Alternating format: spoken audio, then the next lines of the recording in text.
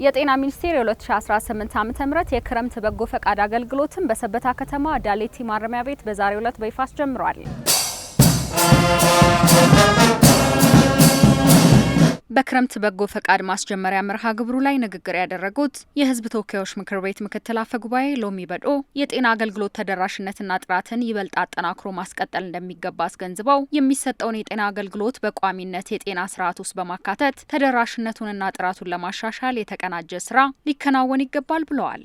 ዛሬ ላይ ተላላፊ ባልሆኑ በሽታዎች ከሚጎዱ አካላት ወይም ደግሞ ማዕከላት ውስጥ ማረሚያ ቤቶች ውስጥ የሚገኙ ዜጎች ለከፍተኛ ችግር ይጋለጣሉ። እንዴት አድርገን እነሱን አድሬስ ማድረግ እንችላለን የሚለው ታስቦበት ሊሰራበት ይገባል ተብሎ በተቀመጠው አቅጣጫ መሰረት ክብርት ሚኒስትሯና የስራ ባልደረቦቻቸው እንዲሁም መላው የጤና ቤተሰብ ተጠሪ ተቋማት ማለት ነው መጥተው ይህንን ፕሮግራም ስላዘጋጁ የተሰራ ያለው ስራ ለነሱ ብቻ ሳይሆን ለጤና ሚኒስቴር ብቻ ሳይሆን ለሌሎች ሴክተሮች አርአያነት ያለው ትልቅ ፋና ወጊ በሌሎች ፕሮጀክቶች ላይ በሌሎች ተግባራት ላይ የበለጠ ተጠናክሮ መቀጠል ያለበት ጉዳይ መሆኑን ማንሳት ፈልጋለሁ። በመርሃ ግብሩ ንግግር ያደረጉት የጤና ሚኒስትር ዶክተር መቅደስ ዳባ የጤና አገልግሎት በተለይም የበጎ ፈቃድ አገልግሎት በጤና ዘርፉ በአንድ ጊዜ ብቻ ተብሎ የሚሰጥ ሳይሆን በሁሉም ጊዜ የሚከናወንና ፍትሐዊና ተደራሽ የጤና አገልግሎትን ለማዳረስ የሚሰራ እንደሆነ ገልጸዋል።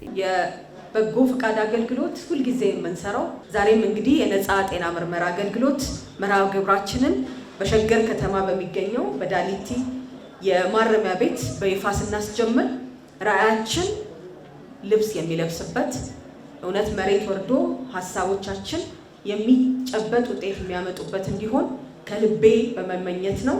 ይህ መርሃ ግብር እንግዲህ የአንድ ቀን ወይም የአንድ ጊዜ የአንድ ዙር አገልግሎት አይሆንም።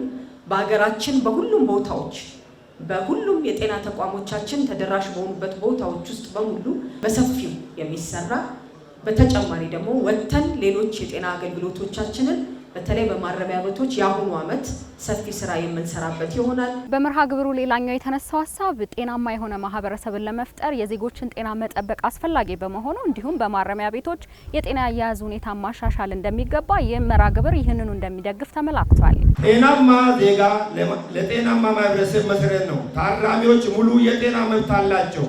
ይህም ህገ መንግስታዊ መብታቸው ስለሆነ ይህ የበጎ ፈቃድ አገልግሎት የሰብአዊ የመረዳዳት የአብሮነት ከፍተኛ መገለጫ ነው። የማረሚያ ቤቶች ተሃድሶ መነሻ የሚያደርገው የተሟላ ሰብአዊ ያለው ወንጀልን የሚጸይፍ ዜጋ ማፍራት ነው። ስለዚህ የዛሬ የበጎ ፈቃድ ተግባራችን የነገ የተሻለ ኢትዮጵያን መሰረት እንደሚሆን እምነቴ ሙሉ ነው።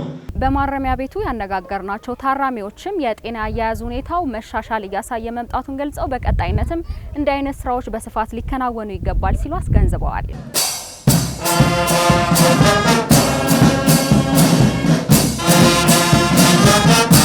በሸገር ከተማ ዳሌቲ ማረሚያ ቤት በተሰጠው የክረምት የበጎ ፈቃድ የጤና አገልግሎት ከ500 በላይ ታራሚዎች የሕክምና አገልግሎት እንደሚሰጣቸውም ተመላክቷል። ከመርሃ ግብሩ ጎን ለጎን አረንጓዴ አሻራን የማሳረፍ መርሃ ግብርም ተከናውኗል።